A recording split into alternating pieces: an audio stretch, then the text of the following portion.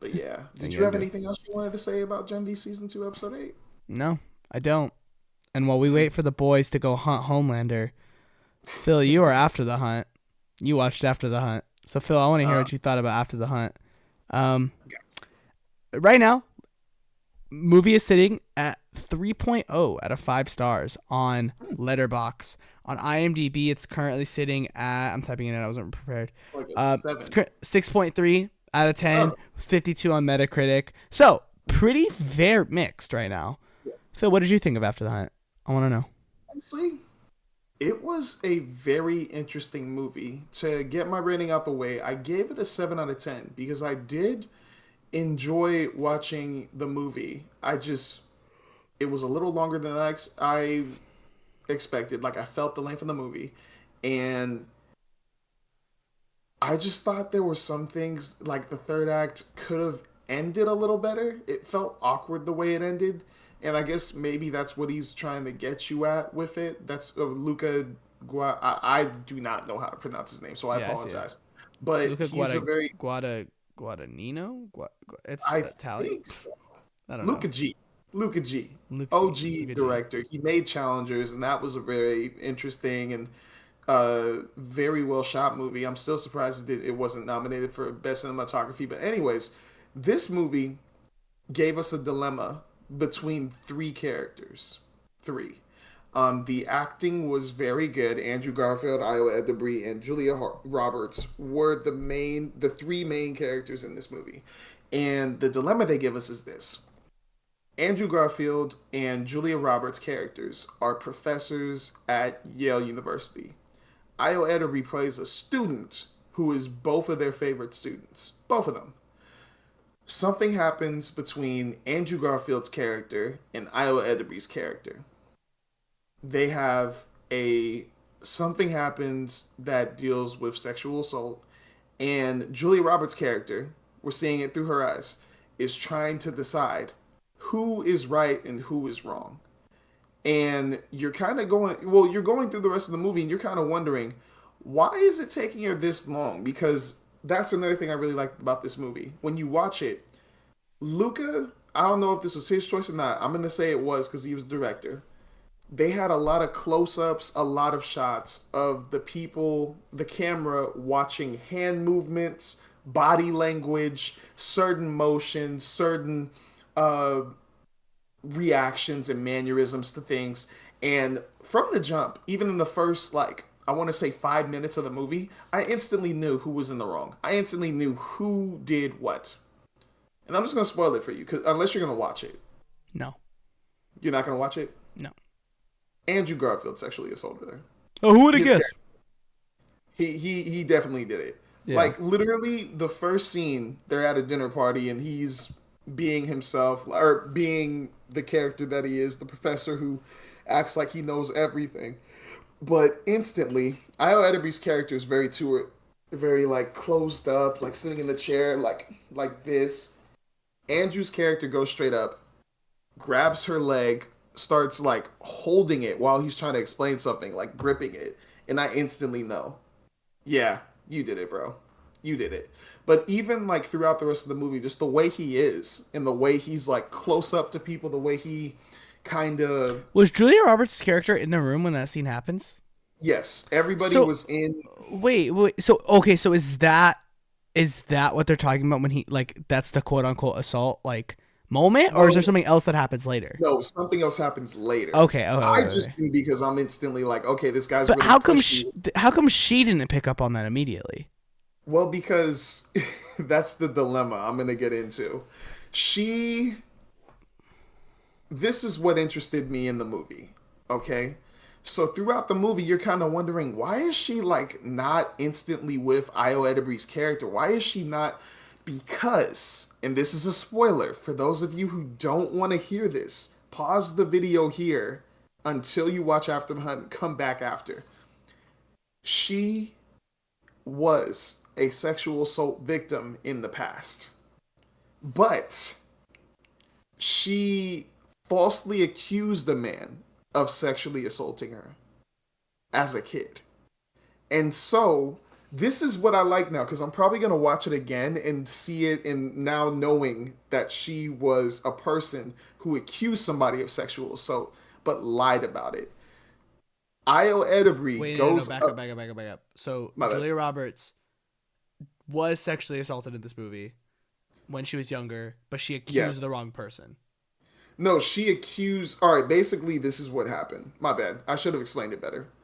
She was in love with an older man when she was 15 years old. Yes. She the older man knew, and obviously the older man was in the wrong at first, but she was the one being a little bit more pushy. He kept on saying no, and then instantly when the guy started dating another person who was of his age, she got jealous. She came out and said he did stuff. He was being pushy. But He he was didn't trying to. actually. He didn't actually. So seeing that, well, this is what makes it worse. The guy in the movie that she accused of sexual assault killed himself because of all the backlash she was getting. Yeah. And that guilt lived in her, like, just throughout, like, through the rest of her life. And they'll give you clues of this from the jump in the movie. And I'm instantly, because you're always wondering, like, why is that there? Why is this so, like, why does this keep being shown to us? Comes out and it's just like wow. So when you see there's a scene of Io Edibiri's character like reporting what Andrew Garfield did to her to Julia Roberts, and instantly she goes from like really close and like really like, oh, this is my favorite student, like we're so cool, like what's wrong? And then when she hears that, she's like, what, why are you saying that? And now I understand why her questions were like that, because now she's probably thinking Io Edibiri is falsely accusing Andrew Garfield's character of sexually assaulting her. And But it's like, whoa. why would that be the case if Julia Roberts watched Andrew Garfield grab her thigh? I think that she knew it, but didn't, but like still had, I think she was still dealing with her own trauma where she Yeah, but the instantly, situation isn't the same.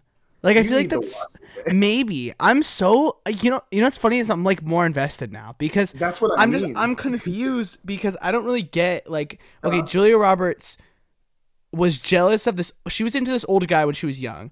The old guy was yes, like, "Nah, I'm not with this." He starts yes, dating someone else. She gets yes. jealous, so she reports him as a sexual. So how is that the same thing if Io Edibiri's character was actually sexually assaulted and there's clear evidence that Because that was the case?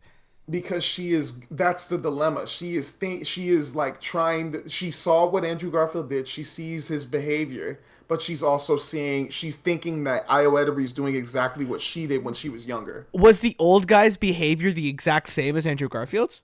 They didn't show us. They never show the old I guy. don't know, dude. That's That's like what I mean. That's what I'm saying. That's why no, I'm like, but like I to me that just kind of seems like well, yeah. Then why wouldn't you tell them? Like, why wouldn't you like why wouldn't you help Io? Like, I don't really understand like what the dilemma is.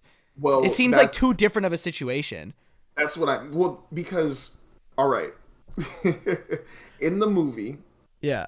she's like slowly more and more through the movie, she is finally like breaking out, like because she's married, she has a husband, but she's not very like open to him. She's not very communicative about things. She's not very, I don't want to say loving, but she's not um what's a good word She's for it? closed off.